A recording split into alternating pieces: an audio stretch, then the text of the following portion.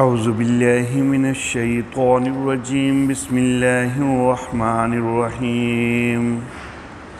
وَإِذَا أُنزِلَتْ سُورَةٌ أَنْ آمِنُوا بِاللَّهِ وَجَاهِدُوا مَعَ رَسُولِهِ اسْتَأْذَنَكَ أُولُو الطَّوْلِ مِنْهُمْ وَقَالُوا ذَرْنَا نَكُن مَعَ الْقَاعِدِينَ رَضُوا بِأَنْ يَكُونُوا مَعَ الْخَوَالِفِ وَطُبِعَ عَلَىٰ قُلُوبِهِمْ فَهُمْ لَا يَفْقَهُونَ لَكِنِ الرَّسُولُ وَالَّذِينَ آمَنُوا مَعَهُ جَاهَدُوا بِأَمْوَالِهِمْ وَأَنفُسِهِمْ وَأُولَٰئِكَ لَهُمُ الْخَيْرَاتُ وَأُولَٰئِكَ هُمُ الْمُفْلِحُونَ أَعَدَّ اللَّهُ لَهُمْ جَنَّاتٍ تَجْرِي مِن تَحْتِهَا الْأَنْهَارُ خَالِدِينَ فِيهَا ذلك الفوز العظيم صدق الله مولانا العلي العظيم وبلغنا نبيه ورسوله الكريم وإذا أنزلت سورة اور جب نازل کی گئی کوئی سورت ان آمنوا باللہ کہ ایمان لاؤ اللہ پر وَجَاهِدُوا اور جہاد کرو مع رسولہ رسول کے ہمراہ ہو کر استاذنک اولو الطول منہم اجازت طلب کرنے لگ گئے تجھ سے طاقت والے وقالو اور کہنے لگے ذرنا ہم کو چھوڑ دے نکم مع القاعدین ہم بیٹھ رہنے والوں کے ساتھ ہو جائیں رضو وہ اس بات پر راضی ہو گئے بِأَن یکونوا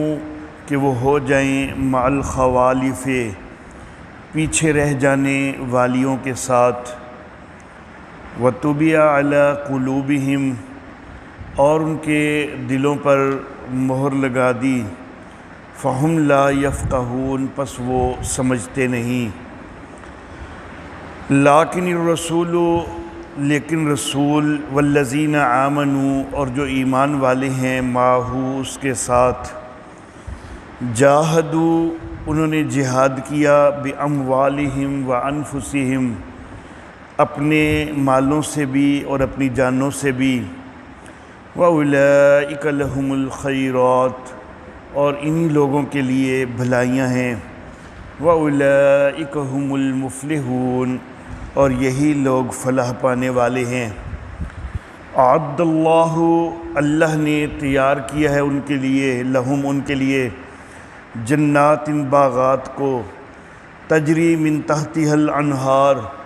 کہ جن کے نیچے نہریں بہتی ہیں خالدین فیہا وہ ان کے اندر ہمیشہ رہیں گے ذالک الفوز العظیم یہ بڑی کامیابی ہے۔ محترم احباب، منافقین کا تذکرہ چل رہا ہے گزشتہ بہت ساری آیات سے۔ اب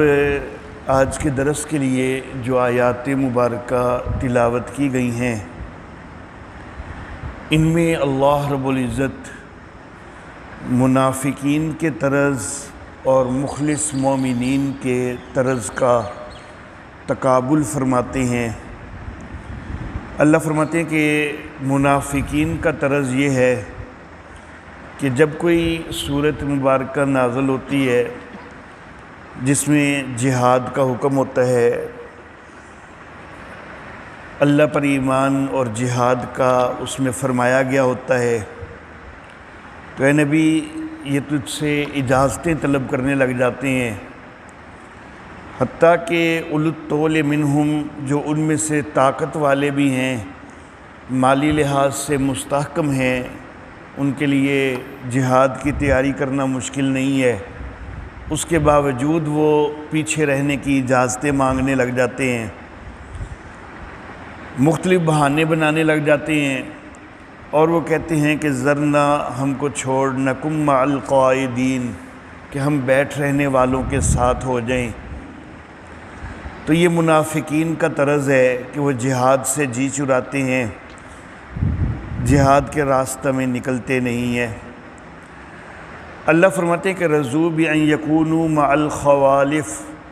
وہ تو اس بات پر راضی ہو گئے کہ پیچھے بیٹھ رہنے والیوں کے ساتھ ہو جائیں۔ تو یہ اللہ رب العزت نے ان کے اوپر طنز کے طور پر خوالف کا تذکرہ فرمایا کہ خوالف جو ہے وہ عورتیں ہیں کہ جو پیچھے رہ جانے والی ہیں۔ تو اللہ رب العزت نے ان کو بھی طنز کے طور پر کہا کہ یہ بھی پیچھے رہ جانے والی عورتوں کے ساتھ پیچھے رہنے پر راضی ہو گئے۔ تو یہ تو عورتوں کا کام ہے کہ وہ پیچھے رہ جائیں، مردوں کا کام تو جہاد کے لیے نکلنا ہے۔ تو رضوا بأن یکونوا مع الخوالف، یہ اس بات پہ راضی ہو گئے کہ پیچھے رہ جانے والیوں کے ساتھ ہو جائیں۔ وطبع علی قلوبہم، اللہ فرماتے ہیں کہ ان کے دلوں پر مہر لگا دی گئی۔ اور یہ میں کئی دفعہ بات واضح کر چکا ہوں کہ مہر جو ہے وہ ابتدا سے ہی نہیں لگ جاتی، بلکہ گمراہی کے مختلف درجات ہوتے ہیں، اور جس وقت بندہ گمراہی کی انتہا پہ پہنچ جاتا ہے تو پھر جو ہے اس کے دل پہ مہر لگتی ہے۔ گمراہی کے 4 درجات، سب سے پہلا یہ کہ بندہ شک میں مبتلا ہوتا ہے، ریب میں مبتلا ہوتا ہے، الٹی سیدھی سوچیں سوچنے لگتا ہے۔ تو چاہیے یہ کہ ان سوچوں کو جھٹک دے یا کسی عالم سے رابطہ کر کے اپنی غلط اشکالات جو ہیں ان کا حل کروانے کی کوشش کرے۔ لیکن وہ بجائے اس کے کہ وہ اپنے اشکالات کو جھٹکے تو وہ اسی غلط فہمی میں مبتلا ہوتا ہے کہ میری سوچ تو بالکل ٹھیک ہے، تو معاذ اللہ ثم معاذ اللہ اسلام میں کمزوریاں ہیں، دین میں کمزوریاں ہیں، تو وہ الٹے سیدھے شکوک میں مبتلا ہوتا ہے۔ جس وقت وہ شک کرنے میں حد سے بڑھنے لگ جاتا ہے اور بجائے اس کے کہ وہ اپنے اشکالات کو جھٹکے یا علماء سے ان کا حل جو ہے وہ مانگے، تو وہ انہی اشکالات کے اندر آگے بڑھتا جاتا ہے،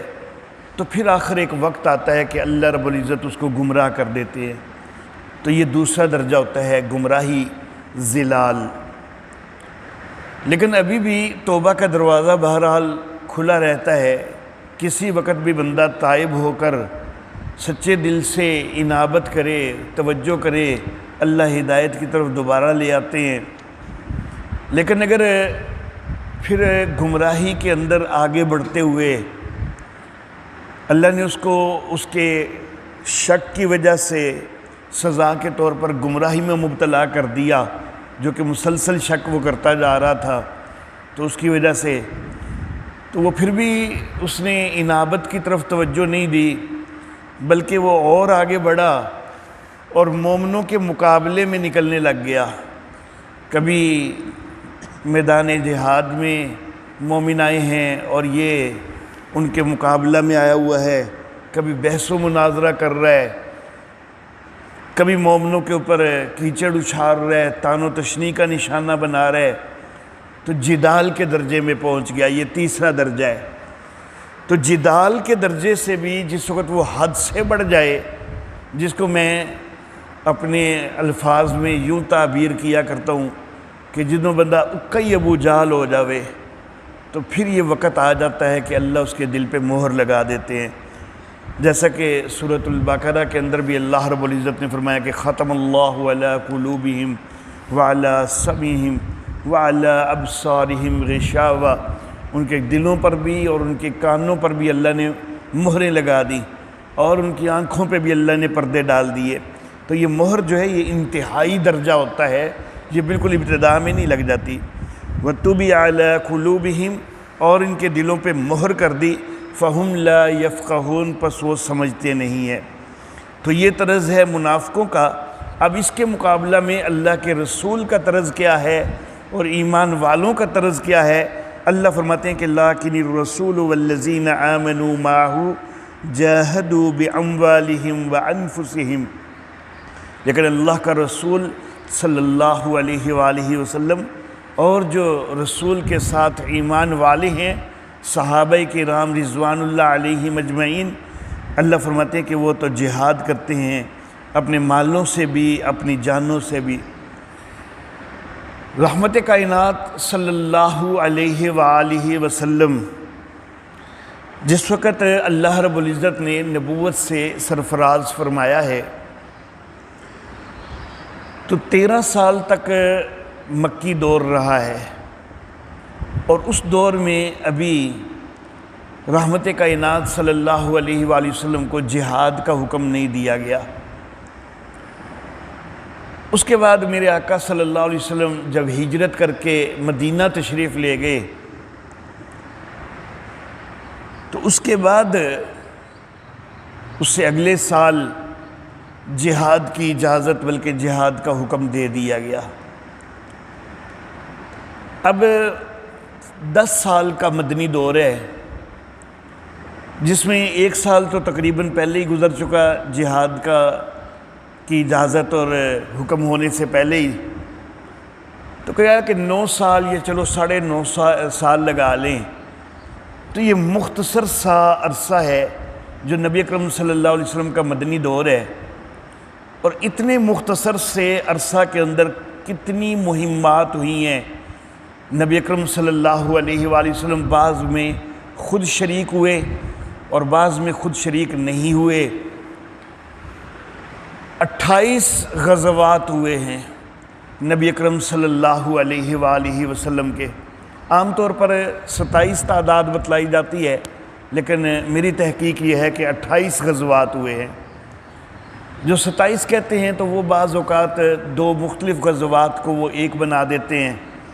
قریب ہونے کی وجہ سے، لیکن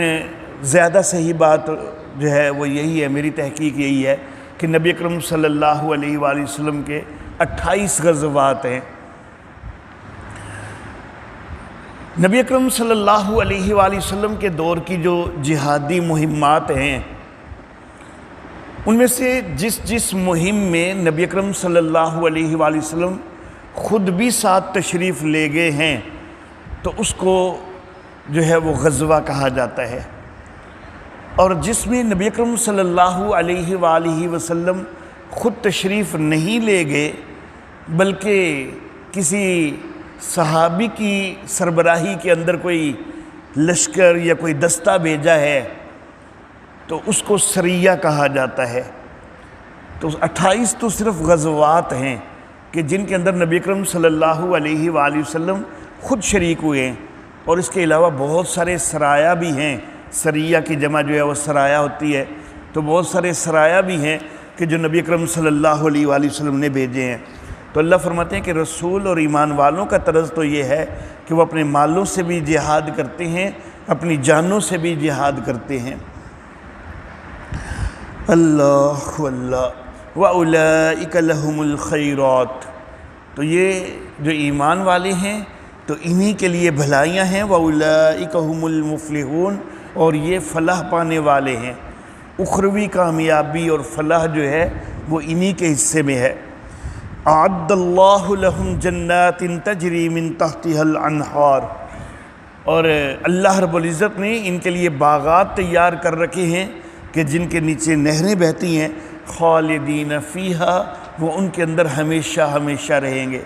تو یہ صحابہ کرام رضوان اللہ علیہ مجمعین ان کی بڑی عظیم شان ہے کہ اللہ رب العزت نے قرآن حکیم میں بڑی دفعہ جو ہے ان کی زندگیوں میں ہی ان کو جنت کی بشارت دی ہوئی ہے۔ اللہ اللہ، صحابہ کرام میں سے 10 خوش نصیب وہ ہیں کہ جن کو عشرہ مبشرہ کہا جاتا ہے، کہ جن کو نبی اکرم صلی اللہ علیہ وآلہ وسلم نے جنت کی بشارت دی۔ لیکن اس سے بعض لوگوں کو غلط فہمی ہوتی ہے کہ صرف ان 10 کو ہی بشارت دی گئی ہے۔ ایسا نہیں ہے، بشارت باقی صحابہ کرام رضوان اللہ علیہ مجمعین کے لیے بھی ہے، کئیوں کے لیے باقاعدہ نامزد کر کے بھی ہے، اور کئیوں کو مجموعی بشارت کے اندر شریک کیا گیا ہے۔ جیسا کہ یہاں پر بھی اللہ نے بشارت تو دی ہے سارے صحابہ کرام کے لیے جو بھی نبی اکرم صلی اللہ علیہ وسلم کے ساتھی ہیں، تو اللہ فرماتے ہیں کہ اعد اللہ لہم جنات تجری من تحتہا الانہار خالدین فیہا، تو یہ سارے صحابہ کرام کے لیے یہ بشارت جو ہے وہ موجود ہے۔ اور بعض کو نامزد کر کے بھی یا بعض کو کچھ مواقع کے ساتھ متعلق کر کے بھی نبی اکرم صلی اللہ علیہ وسلم نے جہاد کی بشارت دی ہے، جنت کی بشارت دی ہے۔ مثال کے طور پر نبی اکرم صلی اللہ علیہ وآلہ وسلم نے فرمایا کہ جو سب سے پہلے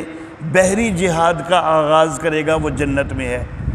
تو حضرت سیدنا امیر معاویہ رضی اللہ تعالی عنہ،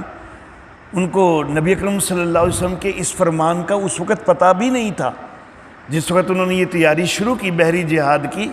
تو ان کو اس فرمان کا نہیں علم تھا، لیکن وہ اس فرمان کے مستحق ہوئے۔ تو جنت کی بشارت جو ہے وہ بہت سارے دیگر صحابہ کرام کو بھی دی گئی ہے، صرف وہ 10 جو عشرہ مبشرہ ہیں تو وہ اس لیے ان کو خاص کیا جاتا ہے کہ ایک ہی موقع پر نبی اکرم صلی اللہ علیہ وآلہ وسلم نے باقاعدہ ان سب کے نام لے کر، ایک ایک کا نام لے کر یہ فرمایا تھا کہ ابو بکر فی الجنہ و عمر فی الجنہ و عثمان فی الجنہ۔ اسی طرح حضرت علی کا نام، باقی سارے صحابہ کے نام جو 10 ہیں، حضرت طلحہ، حضرت زبیر،